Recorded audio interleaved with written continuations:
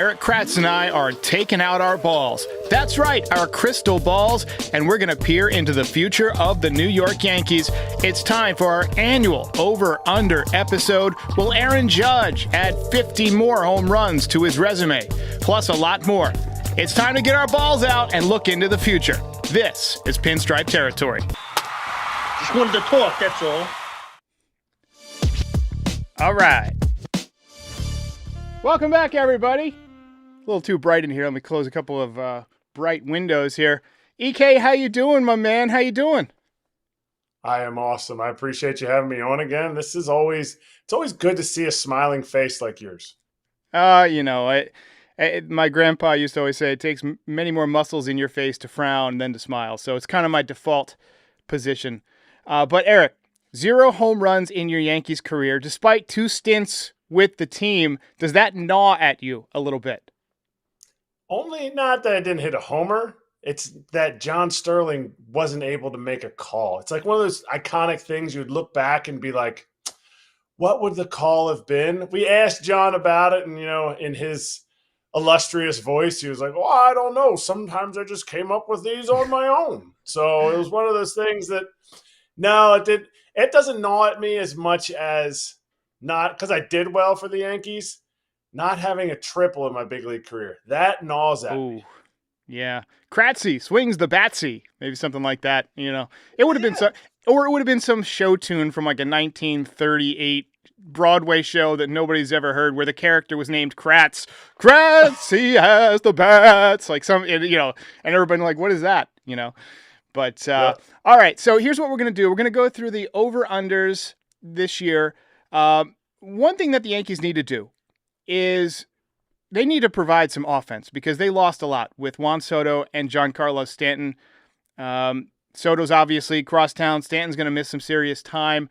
We know that some of that will come from the Cody Bellingers and the Paul Goldschmidts, the new guys. But it's also going to be some of the internal guys that are going to be relied on. So we're going to start with Austin Wells tonight. I drink your milkshake. Name that reference. You've seen that movie. Tell me you've seen There Will Be Blood.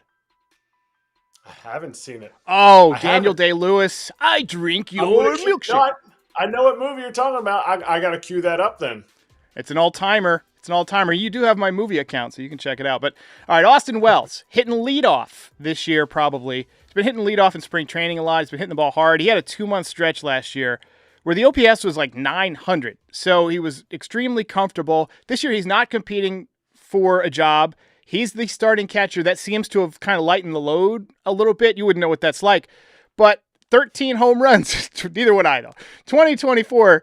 I set the over-under at 19.5. Basically, Erik, I'm asking if you think this guy can put up a 20 home run season, getting 130, 140 games under his belt this year. Full year. Not a rookie anymore. Training wheels are off. He's comfortable. He knows he's got the job. Does that lead to, 3.5 home runs a month from Austin Wells? Over under. I hope all these are this easy. Over. All right. It's super easy. Because look, even if he doesn't catch 130 games like the catchers of yesteryear, he's going to play. He's going to get more at bats. A leadoff hitter is going to technically, I think it's 42.7 extra at bats than the number 2 hitter, who gets something ridiculous like 28 extra at bats than the 3 hitter over an entirety of a season. That alone is just going to allow him to pump 1 or 2 more just based on his career stats and how they're going out. And the whole starting situation, if you look at my numbers, when I played back-to-back days, which would assume it's a starting role, and I had a couple years where there's starting roles, my numbers, I'm like a career like 260 or 255 hitter with production over in your RBIs, all that stuff. I still couldn't control the strike zone, but that was just who I was. The more you play, the more you're consistent. People are like, wow, he might get complacent. I promise. You're in the big leagues. You fly big league flights, eat big league food. You're not complacent. You want to stay there and you want to get paid. all it does is it gives you the ability to have better at bats because you know you're going to get 4 or 5 more of them tomorrow, and you're not coming out of the lineup and we'll see you in 5 days. I'm unfortunately going to take the under. He's taking the under. The under has been taken. Here's why. Because last year, when I did this with Max Goodman, we agreed on everything, and it made for a boring show. So, just to be contrarian, I had over in my notes, but I'm going to take the under. I'll say 19. I'll say 19 home runs, even though in my heart, I think he probably can hit over that. It just goes to show how amazing guys like Jorge Posada and Pudge Rodriguez were, these guys who put up 30 pumps while being a catcher. The guy that amazes me is your ex-teammate, Salvi Perez, because this guy catches every day and he produces with the bat year in and year out. I mean, that guy's built different.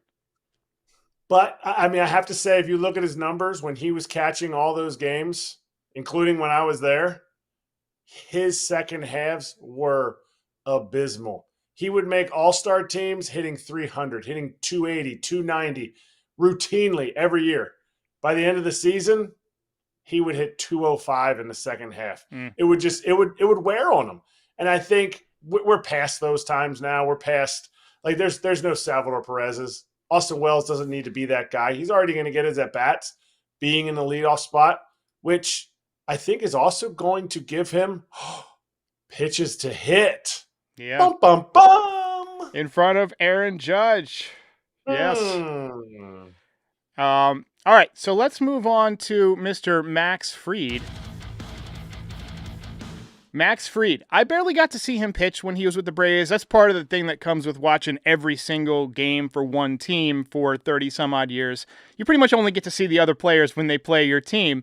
And the Yankees don't play the Braves that often. But 3.25 ERA last year for the Braves, 29 starts, earned him the biggest contract of all time for a lefty. He beat David Price's record, 8 years, 218. I basically set the over-under at what he had last year, 3.25. I'm wondering if he can get better with the Yankees or if he'll do a little worse, like most pitchers do, not only when they come to New York and have that, adjustment period, but also, as they get a little bit older. Oh, for sure. But he's not getting any more older than he was last year. Like, it's only 1 year. Everybody thinks the first year, oh, man, he's going to be here for 8 years. He's already so old. Like, no, he's not. He's in the prime of his career right now. What did CC Sabathia do when he came to New York on a big contract? Well, he won ALCS MVP, but I think his numbers were slightly elevated. I can pull that up for a little bit. If you want to go ahead and give me your over-under, I can go ahead and get you the numbers on CC. I am going to go over. Slightly over. All right, so CC, he was coming off of that year with the Actually, he was with the Indians, and then he got traded to the Brewers, and he was insane. So he had a 3.83 with Cleveland, then 1.65 with Milwaukee. So combined, he was at 2.70. And then he went up 0.67.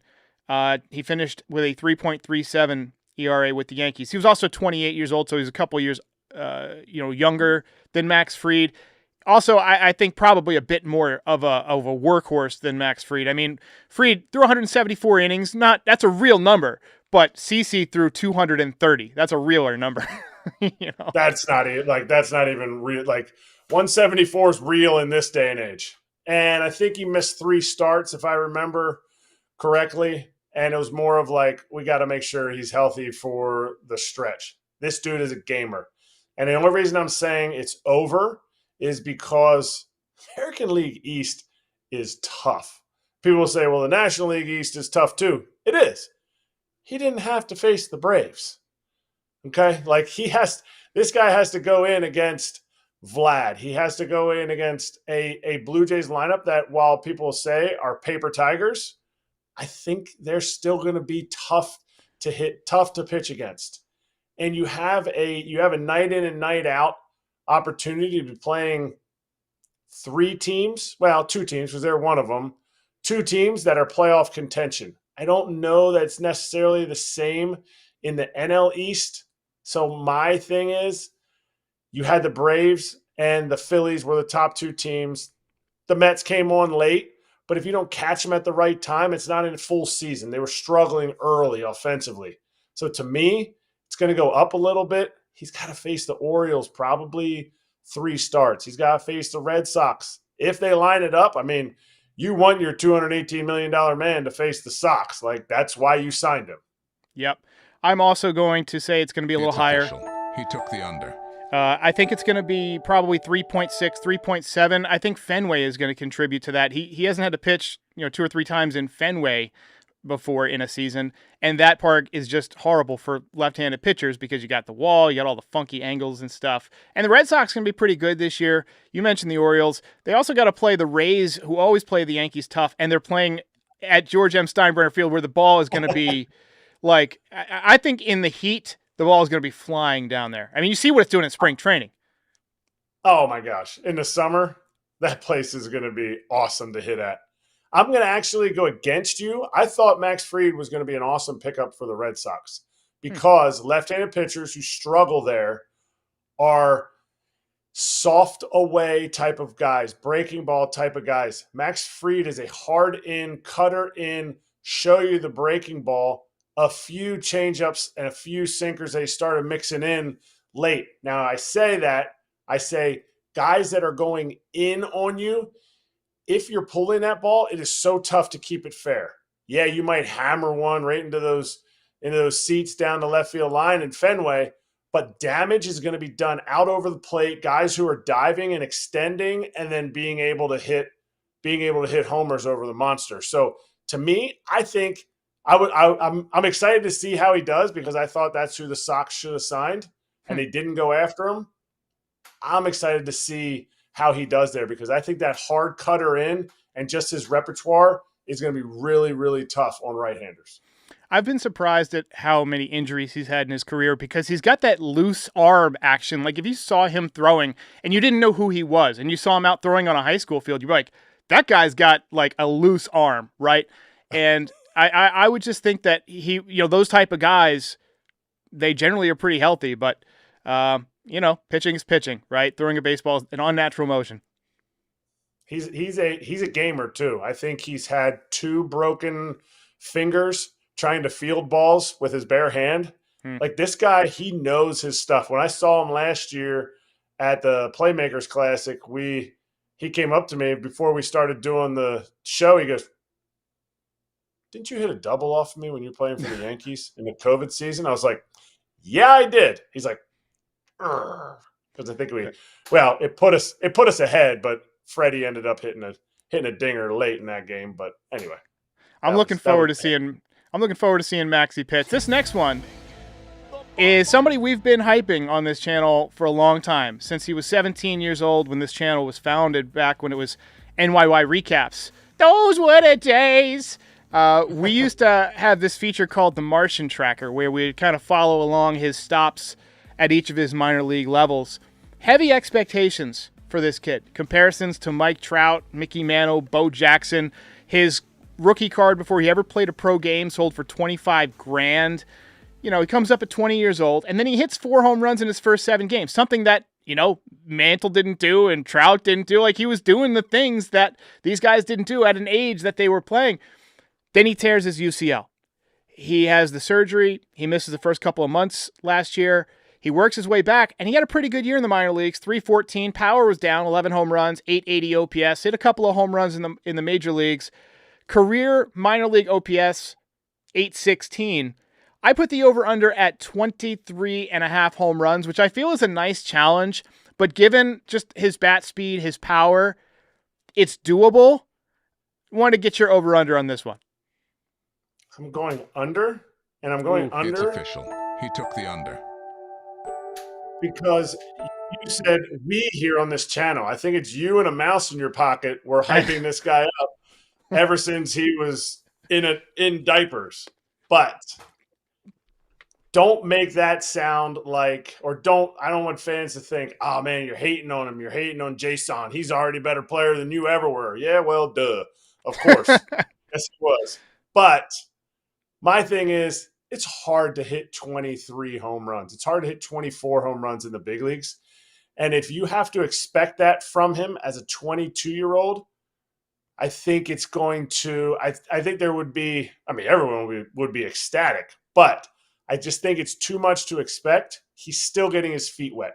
He's still coming back. He's still coming back from that injury. People are like, well, he's been back. He was back last year. Look what happened when he came back. I think it was an oblique, or was it a shoulder?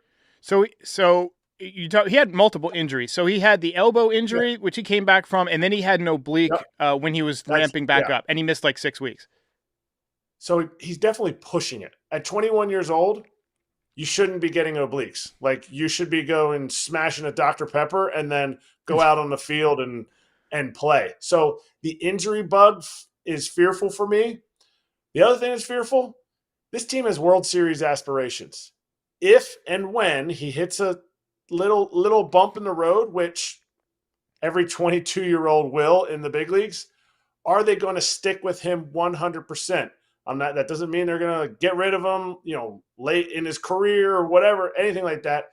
I don't think he's accumulated enough at bats to be able to get 24 home runs. And I say this, that he's going to have the under, but if he goes over it, I don't think it's going to be by a homer or something. I'm talking like all-star type of season where he just takes it, because they have gold sitting on the bench in Trent Grisham. And I hear how I was listening to Booney the other day talk about how he's going to shift. When we got to get Judge off his feet, in right field. Now we have the DH open. That G's not there. We're going to shift around. Trent Grisham's having a good season, a good spring training, which is like, okay, whatever. But he's still got gold on his glove, and you can't get rid of that, especially when you don't have two of your best pitchers pitching. You're going to need dudes to step up in the field to make plays for the other guys that aren't Garrett Cole and aren't Luis Heel. Yeah. I'm going to take, unsurprisingly, the over. I'm not saying, 35 home runs or anything like that, but I can see him hitting 25, 26 just because, he had 4 in his first 7 games. His swing is built to hit for high exit velocity, and as a left-handed hitter in Yankee Stadium, he's going to run into some baseballs. And he's very strong. And, Michael Kay has this thing where he talks about nicknames. You don't get nicknames like Godzilla without being a special player. Like Matsui, he was huge in the clutch. He was Godzilla. You don't get a nickname like the Big Hurt or the Big Unit. Like, you don't get awesome nicknames without being an awesome player. I think that to be the Martian and for, people to, scouts to say that he's the best prospect they'd ever seen, there's something in there that's special about him. And if he can tap into that, like you said, sky's the limit. I'm going to say 25 home runs. I actually think he's going to be a little bit different hitter than people think, though. You see the minor league numbers, 314. I think a lot of people are looking at what he did last year, where he hit like 170 in his brief cup of coffee. A year before that, 258. I think he might hit 280. I think he's a contact guy. You watch him in spring training, he hits line drives, and he'll use the 5.5 hole, to borrow a phrase from Tony Gwynn, where he lets the ball travel, he lets it do what it's going to do, a sinker or whatever, and he'll just, okay, I'll shoot it by the third baseman and the shortstop into left field, and I'll take my base hit and I'll steal second base. That seems to be his game, but if you hang it, boy, he can bang it. I don't know if you saw the home run he hit against Jackson Jobe the other day. Gravity barely kept that ball on this planet. He's real. I saw it, and I'm on board with your hype train. I love every bit of it, but it is really hard to hit 25 homers in essentially his rookie season in the big leagues. I know it feels like he's been there forever, and I had a nickname too, and it was Mono Blanco. In Spanish, it means white monkey. So I didn't do anything great, but that was my nickname from Salvador Perez, who we just talked about earlier. I want to give a shout out to another backup catcher. You wrote the Dow of the backup catcher. My buddy Mickey Croft. He played at Harvard. He caught in the Tiger system when Justin Verlander was first coming up in like the early 2000s, and me and him played on a team where we're the only white dudes, and it was a bunch of Venezuelan. It was a Venezuelan wood bat team, and it was us two guys, and they used to call us Blanco, so that's what you're. Hey, Blanco, and it was the same name because we would both turn our heads. It was. That's fair. That's fair. All right, let's talk about Big G. Nuclear Stanton. And the half-life on Nuclear Stanton might be wearing a little thin there. He's got double tennis elbow. I've never heard of that. I've never heard of a baseball player having double tennis elbow. He said it was a change in bats, I guess, or in I guess, I don't know, the way he was holding the bat, or he swings the bat like an axe, like he's chopping down a tree, which creates immense bat speed, but it's almost like he's linear, right? Like I used to throw in a linear way instead of like like a round way, and that caused elbow pain until I fixed it. And I think that like the way he swings and chops with his muscle and his bat speed has got to be bad for those joints. Just like all of his joints, because of his size and just the violence with he does everything, are starting to break down. So 27 home runs in 24, 7 home runs in the postseason. I love the man eternally for what he did and what he does for the Yankees every time he's in the postseason. But 59.5 is my over-under on not home runs, not RBIs, but games. I'm going to go over. All right. And I have to watch. I always forget the cue there. I have to watch because as a player, I try to be optimistic for a player. And just being on the field, my optimism just exudes out for G. But I'm saying this because what he said about his batting stance or his bat adjustments, I don't know if he went to a heavier, lighter, longer. It couldn't go much longer of a bat. I mean, he swings a 35-inch bat. And so I don't think he went to a longer bat. Maybe it was a shorter bat that caused him to arm bar more. I don't know. All this, everyone says kind of what you said, like, oh, of course. Yeah, of course he has tennis elbow. Like, I can tell by this. No chance. If you would have put 9 injuries down, I would have not said tennis elbow. I would have taken all the other 8 and all the leg injuries. All the leg injuries I could think of. Meniscus, calf, groin, hamstring. Right, because he's got a high butt. If you watch him, anybody with high butts, it's hamstrings. Your hips are in a different location that, you're just constantly working to try to keep that big body moving in a linear fashion in a straight line. But he also said, this is a bad injury, not this will be a season-ending injury. We all have some type of injury that you got to play through. And for some reason, I could be totally off. He could play 7 games all season. I feel like the things he was saying, he's going to get back out on the field. He doesn't have a fractured elbow. He doesn't have, a lingering calf strain. He's not going to go and run fast. They're not putting him out in the field. I feel like maybe he'll have a stint where he's back and then he goes back on the IL, but it'll be a playoff push type of thing. And I think he's going to be anywhere from 75 to 100 games. And I think that's okay, but they need him in the lineup. They need him. They need him badly. You know that. Everyone knows that. No matter when people hate on him or not hate on him, they need G or Mike, whatever name he's going to go with this year. I'm going to take the under, but I think he's going to be back for the playoffs. I think he'll find a way to align things, and the Yankees will find a way to work this out to where he's there when they need to hit a lefty in the postseason. I do feel optimistic about some of the other things we've seen from the other, guys who are playing, trying to be the DH. Ben Rice hitting the ball hard this spring. Judge is going to get a lot of time at DH, but I think they can survive. If you look at his overall WAR, and I'm not a big WAR guy, we'll talk about that, but he had a 0.4 WAR last year, so something like that, or 0.7. It was not a high WAR, so I think the Yankees can make that up. But just the threat that he is, I think, is stressful for pitchers, and we're going to miss that. By the way, were you on the team when he hit that shot off of Masahiro Tanaka's head? No. During the COVID season, yeah. No, it wasn't the COVID season. Oh, it was during the ramp up. It was the ramp up to COVID in the intra-squad games. Yes. Now that you say that, I wasn't in the stadium or I wasn't on the field at the time because they had the varsity and JV teams playing at different times because they thought, we could give each other COVID. So they were keeping us separate in that time, and we would do our ramp up stuff at a separate time. They would bring out new baseballs. It was wild and bananas. But anyway, because they thought we were going to be – and the coaches were on the field the whole day with masks on, outside. You're like, I don't think this is necessary. But no, I did not see it. but I got to the field and I heard about it because I think they practiced that day at like 10 in the morning, and I think we were at 1. Yeah. Well, that was scary. I mean, if that had happened to me, if I'd been pitching to Giancarlo Stanton and he hit one back off my head, I would leave the continent. I would go to Japan just to reduce the chances of that happening again. Because on another continent, there's no way he can hurt you there. But I love big. Well, maybe. I mean, he does have some power. Did you see the ball he hit against the Rays in the COVID season? Glass now. I think that actually went to Japan from San Diego. We were closer. It went to Japan. Yeah, that's one of my favorite Giancarlo swings of all time. That ball got small in a hurry.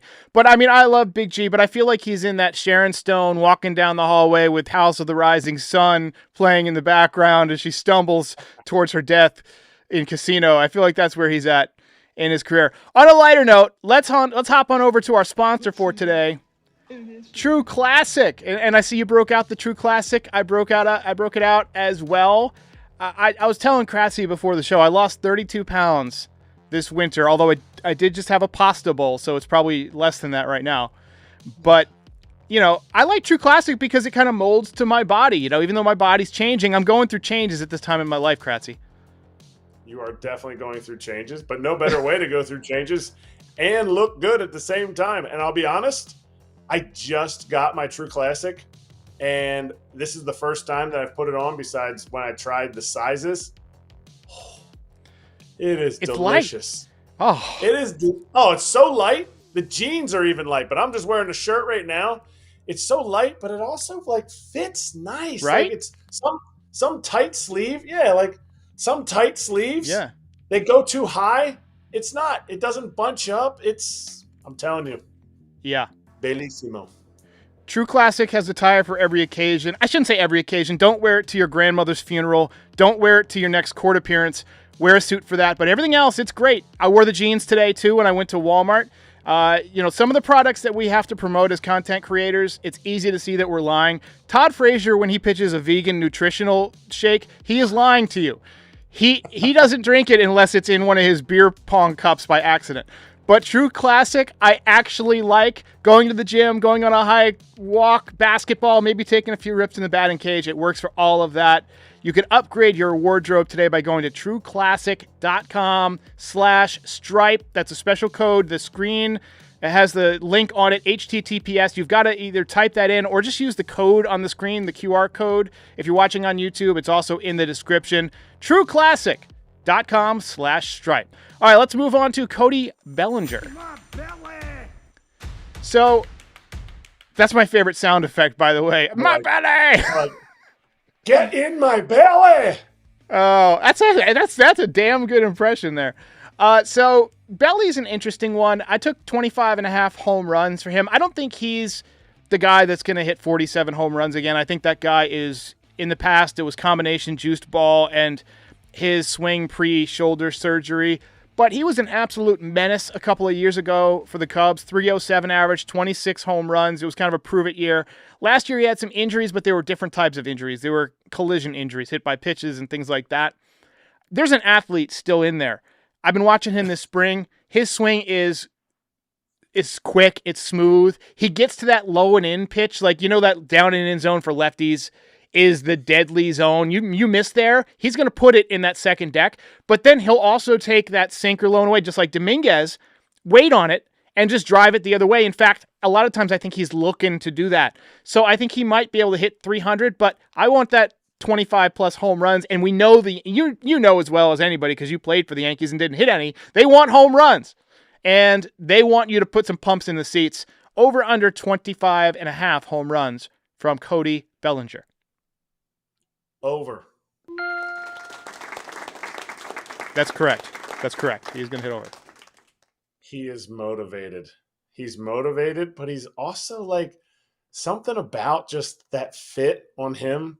Something about the way his swings look in spring training. Again, numbers could care less. I think at one point he was hitting 500 in spring training. To me, it looks a lot like 2019 in spring training. And I was one of the guys that he hit with. His name was Jacob Nottingham. Jacob was a prospect for a ton of teams as a catcher. Kind of got a little bit of time in the big leagues, but he hit with them in the offseason. He's like, he looks at me and he goes, I go, man, Cody just isn't moving at all before the pitch. I don't know how he's going to do. And it was just spring training, just whack, whack, whack, whack. And I was like, whoa, I get traded to the Giants. Well, guess who we play all the time with the Giants? We're playing the Dodgers. For some reason in 19, his swing, he was so still before the pitch, and it almost just looked like he was going to be late for everything, but it was perfect timing. It looks exactly the same this spring training. He doesn't have the waggle, the overextended hook that he's had the last few years. He's just standing there and he's falling to the ball and it's controlled. I'm expecting him to have an awesome year. I don't know. I mean, Edwin Yang, I mean, I see what you're putting down there with a 30 to 35 homers. That's a big gap. I am definitely going over here, and I don't think it's just going to be him hitting homers. I think his ability to cut down his strikeouts cost him a little bit in free agency. I think he's learned how to cut down his strikeouts now because that year when he cut them down and with 2 strikes, he was able to take the ball that way. The way this lineup's built, he's going to now hit some dingers too and still be able to cut down strikeouts. I'm going to go out on a limb. He's not even 30 yet. All-star season from Cody Bellinger. Wow, that's. I'll also take the over. Absolutely. Hey. I want to share something with you, Kratzy. It's going to take some finagling here because I got to share my screen. But if you look at his spray chart, you see that he has a lot of these shots towards the left side. Like a lot of these, if you go back and click on these dots, it'll show you the hit. A lot of these are with 2 strikes. He becomes a left side hitter with 2 strikes. He looks for that pitch that's sinking low and away, and often he hits it, and he'll hit it hard somewhere. As far as 25 home runs, I'm also taking the over.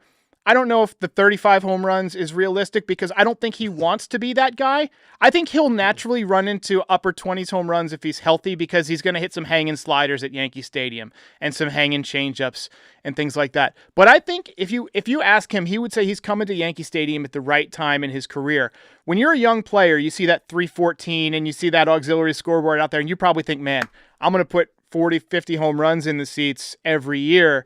And that can probably get you into more of a pull-happy swing. But now I think as a veteran who's been in the league and has had to make adjustments and go through things, he probably looks out at that left center field gap and says, you know what? There's 35 doubles out there for me, and then I'll run into the home runs. And I hope that's the way he's thinking. You think that's the way he's looking at it, or is that just fan optimism for me? 100% the way he's looking at it. He understands what it means to be a complete hitter now, going through the injury, going through kind of that adjustment like we talked about with 2 strikes. But also, there's going to be Steakums out there. There is dudes in front of him that get on base. And I think he's the protection until G comes back. And even when G comes back, it's only when he's hot that you want him to protect him. But there's going to be guys on in front of him. And he's going to have to prove it. It's like the, I don't know what it is. It's like the perfect storm when everything's coming together because people look at this lineup, and even AJ Przinsky and I were talking about it on Foul Territory the other day. Why would anybody pitch to Judge? Because Cody Bellinger is behind him? Because Ben Rice is behind him? No, not on paper, but somebody has to clean that up. And what's going to happen is it's going to fall to Cody. And I think other thing too, it's easier for him to get his 26 homers because he's going to be out there on the field. They need him to, and they're going to run him out there every day that he's available. You didn't realize you were doing this, but you gave me the perfect segue to my next one. By the way, I'm also taking the over on Cody. I don't know if I mentioned that, but Paul Goldschmidt. This is a guy that I think the Yankees are relying on much more now than they expected to when they signed him because of the loss of Big G. Big G was going to be the cleanup guy, right? He was that built-in protection. But now Goldschmidt's going to be the 4 guy, and he's going to have to clean up some of these base runners as well. The good news, he had a 799 OPS in the second half last year. He was much closer to the guy that we're all used to. He had a really, really bad first half. I have a couple of friends who are Cardinals fans, and they told me that he was tinkering with his mechanics a lot earlier in the year, and he just couldn't get it together. But then around the All-Star break, it clicked. And so I'm hoping that he maintains that. He's going to have a ton of guys on base. He's never had anybody on base as much as Judge is going to be on base in front of him, ever in his career. So my over-under for Paul Goldschmidt is 74.5 RBIs. He's got 4 100 RBIs seasons in his career. He had 65 last year. This is your easiest one. Over. All right. This is what veterans do. The way that you get RBIs in the big leagues is you elevate the ball to the opposite field. This man can elevate the ball to the opposite field with the best swing. He's got a short swing. Some people would say it's an uppercut swing, not like Judge's, but it's a short arm swing that he gets the barrel to the ball, and he's able to elevate that ball to the opposite field. To me, Paul Goldschmidt is another guy. I love the pickup because he's going to be on the field. And if people are listening to this and it's not just watching it, the stat that means a lot to me is right in the middle, 2022 MVP. This guy has that ability in there, a 800 OPS in the second half. You are always tinkering with things. As you age, things change. You don't have the same reactions. You don't have, you don't usually get better with age. The difference is guys like Paul Goldschmidt have created who they are as a player. He is going to be he's going to have made the adjustments that he struggled with in the first half last year because he's that type of guy. He will figure out how to get it done, just like he figured it out on a really bad team with the Cardinals last year, how to get it done in the second half. And Yankees fans are going to love this guy. They're going to forget that he's there. And then they're going to look at the box score and go, hey, 2 for 4 again. 3 stakes. He didn't even hit a homer. They're going to love Paul Goldschmidt, and this is an easy over for me. Yeah, I'm also taking the over. I think that he's a guy who's going to get a lot of sac flies and just getting the runner in big situations. And the thing I like about Paul Goldschmidt is you can see him in spring training working on stuff. He is actively trying to hit the ball to right field because he wants to redirect some of that power. He knows that he can run into some dingers the other way. They did the stats, these nerds, they put together, if he played in Yankee Stadium, he would have had such and such. And it came out to 27 home runs. So he would have had 5 more home runs, supposedly, if he played all his games. But nobody plays all their games in the same park. So I've always hated that. Nope. But I do think that he will have a nice bounce back. I think he's closer to the guy in the second half than he was in the first half. And there's probably something rejuvenative, if that's a word, of playing for the Yankees and being in the AL East and being in a pennant race again, because let's face it, the Cardinals got off to a bad start and they had a bad year. And it was just a negative aura around that team all year. They couldn't get it going offensively. Being counted on to be the guy to drive in runs, I don't think he's going to see that as pressure. I don't think he's going to see that as a burden. I think he's going to look at it as like a good old-fashioned, an athlete saying, all right, let's go get it one more time at 37. Let's do it. I think he still has more time than that. It's been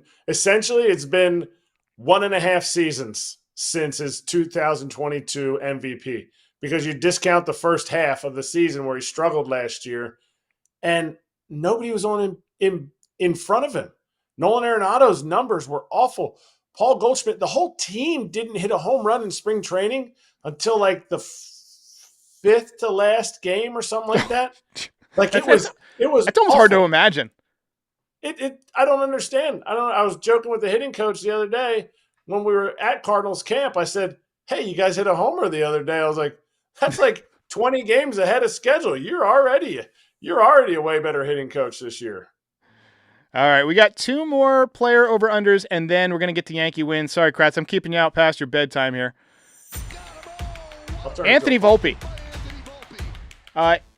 In his first year, Fangraphs gave him a 1.8 F WAR. His baseball reference WAR was slightly higher. I haven't decided if I like WAR or not, because when it's calculated different ways in different places, it doesn't feel like an actual stat. Like I feel like I should be able to do the stat on a napkin, right? If somebody says, "What is Aaron Judge hitting?" I say, "How many at-bats does he have? How many hits does he have?" I can tell you what he's hitting. WAR, there's so many built-in formulas and things that are weighted. I wasn't good enough at math. I was an athlete. When I got to college, my math class was 5 birds are on a fence and 3 of them fly away. How many birds are still on the fence? That was my math class. I can't calculate WAR. I have to put my faith into what other people say. They say he got a little bit better last year.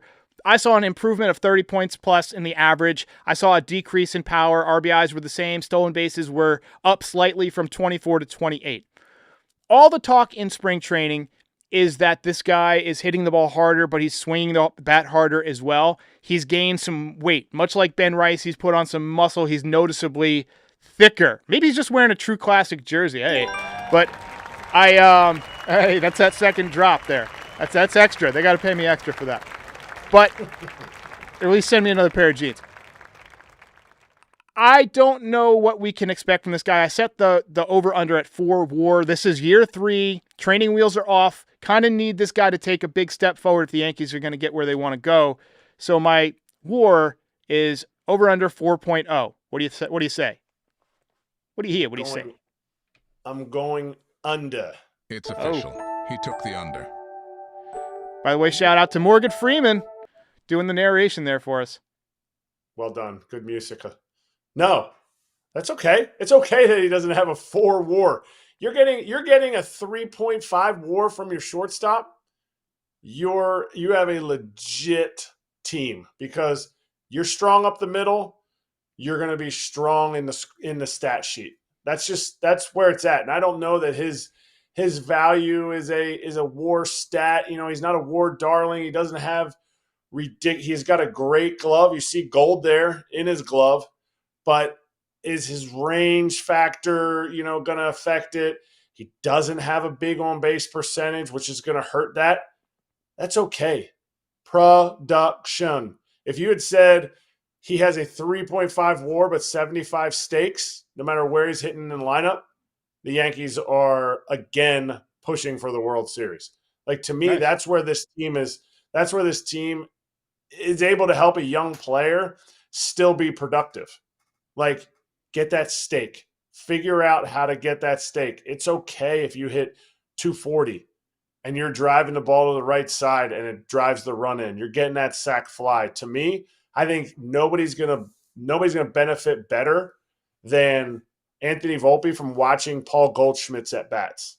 Having a right-handed hitter in the lineup who has a short swing. Not saying they're the same hitter, but just how he attacks pitches, how he shortened his swing up throughout his career, and how he's going to show him how to drive runs in. Think about the other right-handers in the lineup.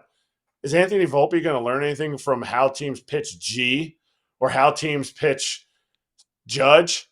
Sometimes you have somebody that's a little bit closer to your stratosphere, a little bit closer to what you want to do as a player in the sense of elevating that ball to the opposite field. To me, I think it's going to be a huge, huge help with Paul in the lineup with him. That's awesome. That's a great take. I'm also taking the under, unfortunately. I'm still seeing too many bail and whale swings in spring training on balls in the dirt. I know spring training stats don't count, but I have a tough time saying that spring training doesn't matter because I think habits are built in spring training. We saw bad habits get built by the Yankees last year that carried right on through the World Series. In reality, I think Anthony Volpe, instead of beefing up and investing in being a home run guy, I think he should be the guy that was getting on base 34 times in a row in the first part of the year because he was so valuable at the top of the lineup. They don't have a legit leadoff man right now. They're using Austin Wells there, who might do a great job, but a speedy guy who gets on base is within his capabilities. And it seems like he's leaning more into becoming a power guy. More than the huge statistical numbers from Volpe, I want to see consistency. I want to see a guy who maybe the added strength maybe doesn't mean he needs to be rested as much throughout the season. He can just play through and maintain that, avoid the peaks and valleys and have more of like a steady, consistency. Great story. One of my favorite stories, shout out to Ricky Henderson, who we lost. He showed up late to spring training one year. And they asked Don Mattingly, who was the captain, about it. They said, he might not have been the captain yet, but he was the de facto captain. They said, Donnie, what do you think about Ricky Henderson showing up late for spring training second year in a row? And he said, at least he's consistent. That's what you want out of a player, consistency. All right, let's talk about the new captain, Aaron Judge. And this is crazy to me because I set the over-under at 49.5 home runs for Aaron Judge, and you can make the case that that's low. In 2 of the last 3 years, he's hit at least 58 home runs, and in the other one, he was injured, and he was on pace for 60. I think he's going to get a lot more time at DH this year without Giancarlo Stanton. I think he's also going to get walked a ton without, as many reinforcements like Soto and Stanton in the lineup. I think they're going to be counting on Bellinger and Goldschmidt to do some damage behind him so that he gets pitched to a little bit more. And I was thinking about how crazy it is that, 50 home runs basically is a realistic over-under for this guy. There was a time when Ichiro, 230 hits was a very realistic over-under. And we were talking about Juan Gonzalez, 140 stakes was a realistic over-under. Some guys are just statistically in a different place. And Aaron Judge is one of those guys. So, 49.5 home runs in his age 33 season. He can't keep doing 58 forever, but I think he's got a couple of more years of massive power if he stays healthy. What are your thoughts? 49.5 over under Aaron Judge. No. Over. Absolutely. Over. And it's crazy to say. It's so crazy to say that an over can hit at 50 homers because the telling stat for me is 37 homers in 2023 in 106 games. Can't not take the over with this guy, because if you're sitting there going, okay, what is this team going to rely on? They don't need him to hit 330 like he did last year. He will have a higher average because his walks are going to be up there. I think that's what locks him in. To me, I think in the postseason, everyone's like, what is his postseason struggles? They were still throwing him the same balls. He was just swinging at them. In the season, he doesn't swing at them. And to me, that it sounds crazy, but when you're talking about an elite power guy, taking your walks locks you in more because your swing is able to only attack the balls in your area, in your happy zone, and your happy zone is almost an automatic home run. And I wish I would have seen who wrote it in on the chat. Dad strength. It's a real thing. Dingers for dads. Yeah, that was our buddy Frankie Baseball who does the over-unders there on Foul Territory, over-unders, the out of context on Foul Territory. Frankie's been working here with me for the last time. Round of applause for Frankie. I'm also taking the over. Call me crazy, but certain athletes, I think, just have a different gear that they go to. Like, Tiger Woods at the Masters that one year, and Tom Brady or LeBron James. I think Aaron Judge can be one of those guys. He gets a lot of crap for his postseasons, but I think it was a mechanical thing. Maybe he got in his head a little bit, but he's still a supernaturally strong human being. And hand-eye coordination that's in the top, 0.1% in the world, right? This guy is a different species from the rest of us. And I think that if he can stay healthy, throughout a full season, I think 60 home runs is pretty much a lock this year for me. 60 plus. I don't know if he's going to get, 70, but he could push towards mid-60s. If I told you Aaron Judge hit 68 home runs this year, would you be like, nah? Or would you? I mean, that's realistic. I wouldn't say nah, because some of these pictures that I look at, I'm reminiscing back to the times that they always put me in his batting practice group, and I'm like, why on earth am I? It was me, Greg Bird, G, and Judge. And then when one of those guys would be playing, this was spring training type of stuff, they'd put Gary in my group. And I'm like, why on earth am I in this group? But I just remember watching each of them hitting home runs at a different proficiency, at a different ability level. Judge would hit pop-ups to right field that would go into that, the judge's court that he has out there in right Judge's field, chambers. or judge's chambers, yeah, or to the second deck in George Steinbrenner Field there, like the decking of seats that they have. Like those are mishit balls that he can hit homers for. So if you say 68 homers, I'm like, wow, I'm so excited to watch this season. But I'm not like, not a chance. No way in the world. Like, he can do crazy stuff, and he's still only 33. He's not 39 years old. Let me ask you this. Are athletes able to stay healthier longer? I mean, we look at LeBron. He's got better numbers now than he did with 28. Is science getting to the point? I don't know how much you know about this, but you're a coach. You're a former professional athlete. Are we getting better at like just keeping guys healthy? If they want to, yes. I feel like I'm a prime example of it. I didn't make the big leagues till I was 30, and I stuck around till I was 40, and I had better seasons the older that I got. Did it take a lot of work? Absolutely.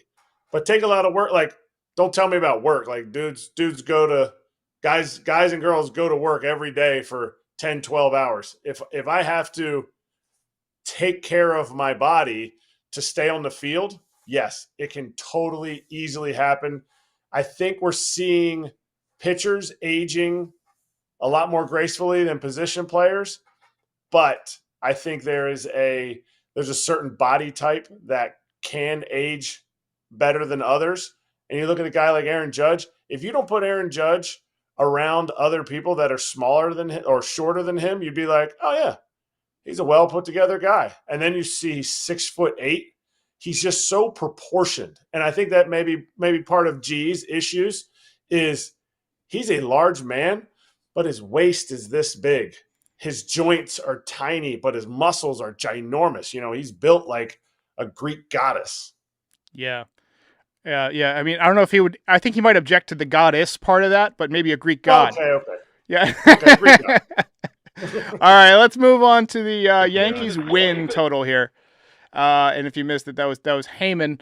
Can't believe it. That was my favorite quote of the winter. All right, so That was classic. That was a classic. Bellinger in, Goldschmidt in, Fried, Williams in, Loizaga re-signed, Tommy Kahnle gone. He was the biggest loss of the winter, I think, in my opinion. Also, some guy named Soto. Garrett Cole is going to be out for the year. Gleyber Torres took his act to Motown. And Anthony Rizzo and Alex Verdugo are playing in, men's league softball now. So, last year I have 98 and 64. That's actually incorrect. They were 94 and 68 last year. So let me correct that. So I put the over-under at 90.5 wins. So knowing what we know about the injuries and about this team, this organization, the propensity to go get players at the trade deadline, 90.5 wins. What do you think? I'm going under. I'm saying 89. He's taking the under. The under has been taken. 89? 89. And I don't think that that's a knock on the Yankees. I don't think that's I just don't have them winning the division. So I can't sit here and go, I was debating between 89 and 91. I think the Orioles win the division. I just think they've learned from their mistakes, and I think there'll be a couple games here and there where the Yankees lose to the Orioles, a team that they've until last year historically beaten. They just went in there and just took those wins. I don't think that those wins are going to be as easy, but I think they have a lockdown closer from jump. I think Clay Holmes was an all-star last year. I think Devin Williams is going to do everything possible to stay on the field this year. I think those games that they started losing later in the season or 3/4 of the way into the season, I think are going to now be locked down. You have the best closer in the game. Yes, I know you lost Soto, and that is irreplaceable. That is totally fine because there's other guys that are going to step up and have production that's not going to equal Soto, but that's why I'm taking the under at 89. Is Soto worth five wins? No, but I think Soto is probably worth 3, and the half a season that you're losing from last year because Garrett Cole wasn't healthy all year last year. He was only there half a year. So to me, those are the other 2 wins, and I think those are easily by far worlds ahead of the worst losses that they have for this season. Yeah. I'm also going to surprise myself. I'm taking the under. Unfortunately, I'm going to say 90 wins on the dot. 90 wins on the dot. I think it's going to get them to the playoffs, but I agree with some of the people in the chat that the Orioles and the Red Sox probably the 2 favorites. Although the Orioles, like someone said, do have some pitching issues. They lost Corbin Burns. Red Sox are looking good, man. I watched a couple of their spring training games. They got Garrett Crochet.